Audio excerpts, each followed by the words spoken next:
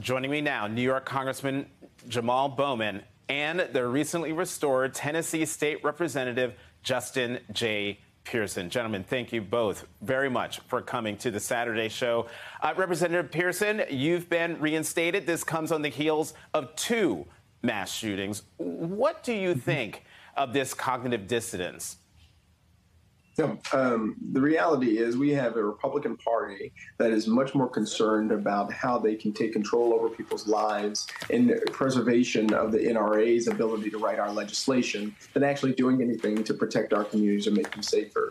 In Tennessee, what we have seen, even in the wake of the shooting at the Nashville Covenant School, where 3 children lost their lives who were 9 years old and 3 administrators, where folks went to a bank in Louisville, Kentucky, and lost their lives due to assault rifles and weapons being way too easily accessible. We are living in a gun violence epidemic because we have a preponderance of legislation that refuses to deal with the proliferation of weapons that are in our communities. And so in Tennessee and across the South, we are seeing legislation that is written by the NRA, supported by the NRA, but not by the majority of people and constituents that we have who want to see just laws passed that protect us and make us safer.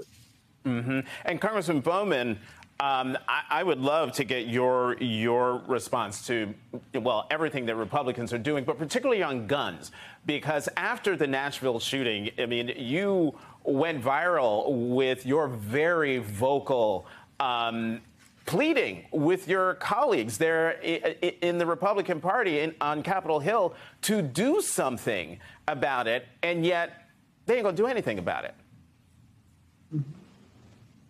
Our country is broken and has been broken for a very long time. We have lost our soul as a nation, in my opinion, and I think arguably you can point to the tipping point as the Sandy Hook shooting. When we allowed 6-year-olds to be slaughtered by an assault weapon and do nothing, to me, that was the moment where we completely lost our souls. And I was pleading with journalists initially to continue to put pressure on the GOP to ask them, why aren't you doing anything? And that's when Representative Massie approached me and you saw the engagement that went viral. But, you know, I'm not a career politician. I'm an educator. I worked in schools for 20 years trying to protect my kids from everything. So to come here to Congress and to see the cowardice from my GOP colleagues, it's just gross. Everyone is too comfortable. We walk around with our suits. We talk to our donors. We raise all this money. And then we go on bended knee pandering to the NRA. Are you kidding me? Once again, just like I said that day, this is gutless, this is cowardly, and we have lost our souls. And one last thing, it's not just the GOP's inaction and attacks. Democrats have to be loud and courageous and consistent, just like Brother Pearson and the Tennessee Three standing up. We got to do that in every corner of this nation in order to bring the transformational change we need. Representative Pearson, I would have, in the opening montage that we played of the Republicans in Indianapolis at the NRA convention, Donald Trump, you know, talked about the problem isn't guns. The problem is, and I want to quote, too many thugs, hoodlums, and savage criminals on our streets. And yet the alleged perpetrator of Nashville doesn't fit that description. The shooter in Louisville days later doesn't fit that description. Who is he talking about?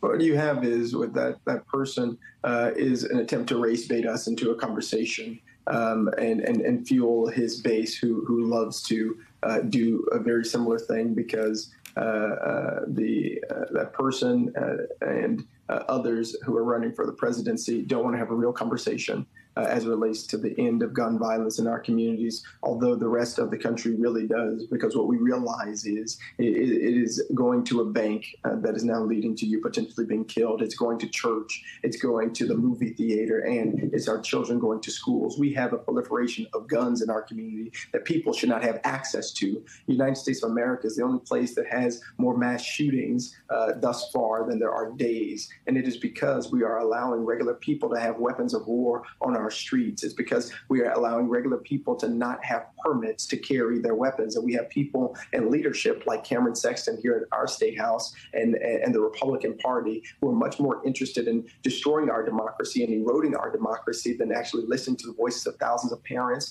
thousands of grandparents, and people in our communities like Larry Thorne, my own classmate who was killed by gun violence, and his mother and grandmother who are asking for us to do something differently. They're really turning our democracy into a mobocracy where their mob rule keeps things the same instead of where the people rule, where we can advocate for change to happen.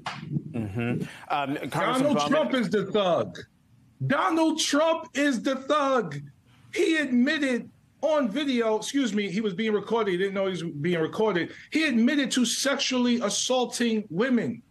He is a man that has engaged in business practices that have been criminal, where he's had to shut down Trump University after raising all kinds of money. He doesn't pay his taxes. He incited an insurrection. He is the thug.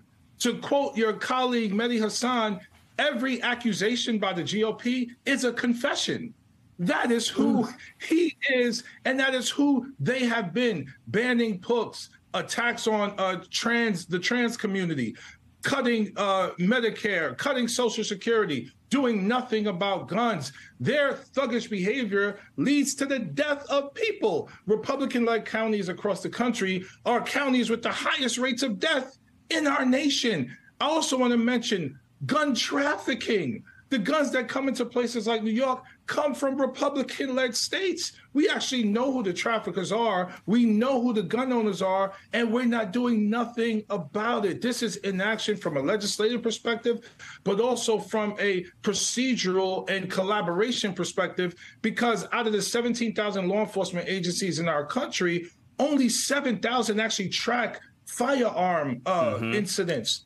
10,000 do not. So, they can do it just by simply entering into a computer, but they're choosing not to. The crisis is multi-layered.